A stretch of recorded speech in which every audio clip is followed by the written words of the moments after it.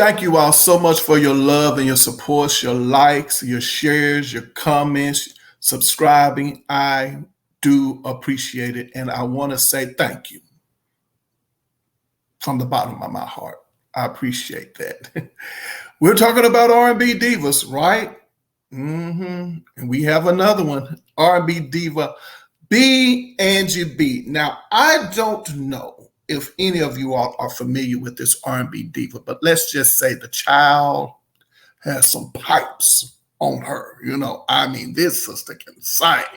All right. I'm trying to think of who comes close to her singing style in 2023. Exactly. It's just what we have and what we're dealing with right now. And if she is out there, then let me know. I don't mind. I'm not interested. So you got to tell me who's out there. Again, with these R&B divas, I just talk about them from my perspective, how I see them. Okay. It's kind of like I'm engaging in a conversation with you all about it. Now, I know you can't talk back to me like face to face, like, in an actual conversation. That's why I would like for you to leave your comments. Hey, tell me what it is that you like or dislike about the R&B diva, or just tell me what I miss. I can't think of everything, and I'm trying to keep the videos down to 30 minutes. You understand what I'm saying? So I'm not going into the diva's background about this, that, and the third. Not doing that. Do you understand what I'm saying? And you might not know who this R&B diva is, so I'm introducing you to the R&B diva in hopes that you will seek her out. Like, check out her music. I think she probably performs every now and then. I'm not quite sure, but anyway, she's definitely worth mentioning. And I'm here to tell you, when the lady was out in she was part of MC Hammer's camp. Okay. Did they have a name back then for his camp? I don't know, or his crew. And there was a lot of them. He was so nice and so generous, that MC Hammer was, until he went into bankruptcy. Yes, he did. Now, let's not talk about MC Hammer. We're not going to do that. We're going to try to stick with the R&B diva. Now, here's what I'm going to say, first of all, about B Angie B. I was so looking forward to her second release. I thought she put forth a great effort with her two singles, the remake of The Emotions, I Don't Want to Lose Your Love, okay, as well as a song called So Much Love. I thought so. I did. I think I could be wrong. I think I Don't Want to Lose Your Love was a top 5 R&B hit. I want to say it didn't go to number 1. I don't know why I'm thinking it went to number 2. But now I remember being glued into the television set on, watching Video Soul, Donnie Simpson's Video Soul. I think I remember that video making it all the way up to number 2. But, sometimes, the chart position on Video Soul is probably not the same, as with, the back of Jet magazine or, the actual, Billboard charts and what have you, so maybe give or take, a couple of positions, when you're watching, I guess, the video top 20 countdown. But anyway, I think she managed to make it all the way up to a number 2. And I was rooting for her to get to the number 1 spot. But I'm here to tell you, B Angie B was definitely that artist, that girl, that diva, when she came out in 1991, I Want to Believe. And I could be wrong, because now we're talking about rap. I don't know too much about rap, numbers and all of that stuff. But I want to say that she first came out maybe in 1989 with Oaktown's 357. She's the one who was singing, on the hooks, a song called Juices Got You Crazy. Ooh, hey, y'all, for those out there who, were, a particular age in 1989 and 1990, Me, I don't know. Like I said, I could have been no more than, I don't know, between 13 and 15 years of age. I'm not quite sure, but let me tell you. Juicy's Got You Crazy. I kind of knew what Juicy Got You Crazy meant. But here I am rapping a song. Like, I'm just singing a song, rapping a song, and all of that stuff. Oh my gosh. Now that I'm an adult and I started one day, just rapping, and I started thinking about what I was saying, and I was like, child, whoa. Hey, it is what it is. So now, since we're talking about XEX, this lady had it flowing out of her. You understand what I'm saying? Like, she was the diva when I knew exactly what she was doing. No disrespect towards B Angie B. That's not what I'm saying. But I knew for sure what she was doing. And she was definitely selling XEX.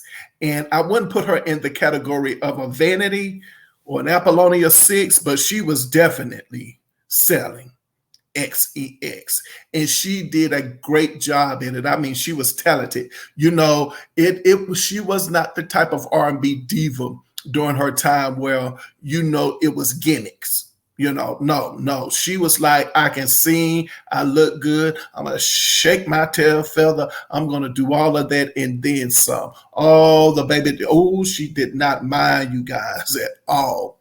And we liked it. It was very popular at the time. Let me think of some of the songs now that it's Pump It, something with MC Hammer. Pump It. Pump It Up. Is it Pump It Up? I think it's Pump It Up. Juicy's Got You Crazy are the only songs that I can think of right now that I remember her rapping on. She was one of MC Hammer backup singers and dancers off the busted Capitol Records roster.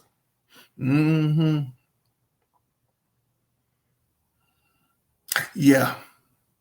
But you know what? I don't have much about her because, like I said, it's a disappointment to know that she had those hit singles. Maybe the album overall in general didn't do well. Well, then let's talk about that album. Oh, Lord. I didn't like it. Let's just call it for what it is. It's just what it is. It's not. You're going to put out product or do things that people are probably necessarily are not going to like. The entire album, I did not care for. As a matter of fact, I think she did a cover of Shaka Khan's Sweet Thing. Didn't care too much for that one. And that was in 1991. So imagine when Mary J. Blige come out in 1992 with a cover of Shaka Khan's Sweet Thing. No, you don't think that they tried to, make similarities with her and Mary J. Blige. I'm here to tell you, she was all over the place. That B Angie B. Yeah, but such a shame she did not put out an extra album, and I always wonder why. So let me go back. Y'all know you got to pull me back in and say, "Hey, wait a minute, you're getting off the topic." Come back. So I didn't care too much for the album at all. I don't even want to talk about that album. I didn't care too much for that. But those two singles, yeah, was great. And we didn't get it. I thought those two singles were strong enough for them to go, all right, we know the formula that works for this diva, so let's keep it going. Listen, if she did put out a second album, I don't know anything about it. And let's just say Busted Records, MC Hammer's record label did not, do well, and what have you. I still don't understand why Capitol Records did not directly sign her. I think they directly signed Oaktown 357, didn't they? And gave them a second album. See, that's why I said you wonder about certain artists and why they don't do well. You remember I told you, just watch the Lisa Fisher video, because I told you in that video, the executive was like, Lisa Fisher says that the executives were like, what do we do with you? And again, I'm saying to myself, like, what do you mean? What do you do with Lisa Fisher? You paired her up with Nara the Michael Walden for How Can I Ease the Pain and a song called Save Me. You gave it, the lady had a #1 R&B hit, and it did what, a number 11 on the pop charts, How Can I Ease the Pain. Then she came back up with Save Me, which was, a pretty big, decent hit for her as well. And you mean to tell me you don't at least say, hey, Nara, maybe we can't get you to produce the whole album, but at least produce an A side or a B side for her. That's what I said. I don't get these folks at all about what they do. There's another R&B diva I want to talk about who I thought should have given us a second album as well, and her name is Deatra Hicks. If she gave us a second album shortly thereafter her 1989 album, I know nothing about it. I don't know anything. And I'm still wondering why she didn't give us a second album. I just don't get it. See, this is an R&B diva that was in the 90s that I would follow. Deatra Hicks is an R&B diva of the 1990s who I will follow and appreciate. And I think somebody made a comment in the comment section, that's fine, about, they can kind of tell, I think it was DT, about, my style of R&B divas. I just like what I like, and this is what I like, Definitely an R&B diva. And yeah, Deatra Hicks, I'm here to tell you, this lady is no slouch. B Angie B, go check her out. I Don't Want to Lose Your Love, and So Much Love Here. Yeah. But I think maybe it didn't work out well for her because maybe her then husband or boyfriend or whoever it was that was producing on the album, maybe the work, the tracks just wasn't what you thought that they would be. And maybe they did try a second attempt. I just didn't care too much for the song. And now that I'm thinking about it, there was another song out called Class Act, right? I think it was, what's those children's name? Kid and Play had a movie out called Class Act. And if I'm not mistaken, I think she has a single on that soundtrack called Class Act. And yeah, I didn't care too much for it, but it was nice song. And it was definitely that B Angie B flavor. Maybe she should have just stuck to ballads. I don't know. Okay, let's just talk. Okay. I guess I never really cared too much for MC Hammer's production of artists on his label, such as Special Generation. Who else was on there? Oh God, Special Generation, Hotel 357. Somebody had a song called Up With Hope, Down With Dope. Oh, what was the name of that group? Up With Hope, Down With Dope.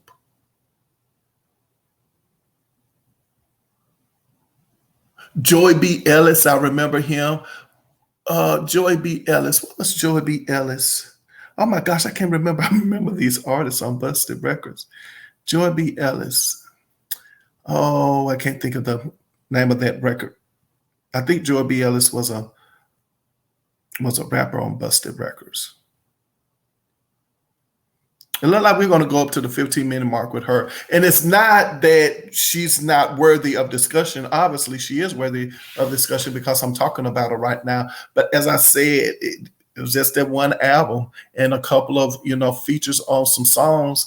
And that's pretty much it. I wish that she had longevity in this business. I mean, an artist like B Angie B, her singing, her style, and all of that, she definitely should have been an artist who had given us at least 3 albums, for sure. For sure, she should have given us 3 albums.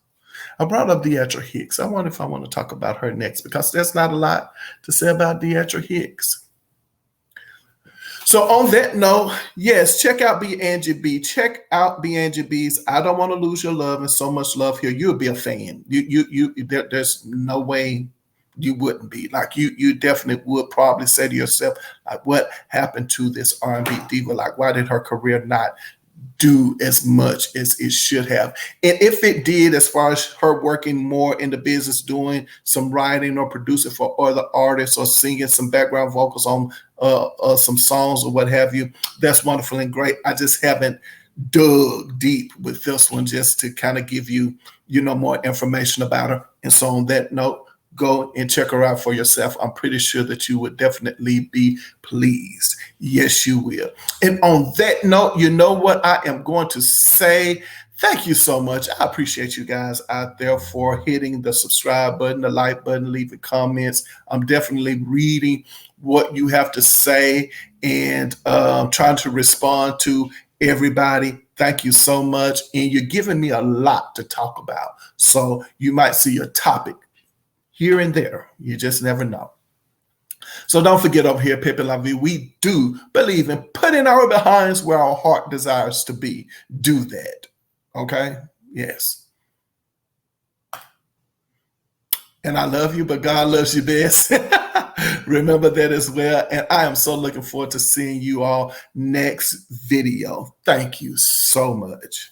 And until then, how about this one? You remember Donnie Simpson, since I brought him up once before, remember to shoot for the moon. And even if you miss, you'll still be among the stars. You remember he used to say that? All right.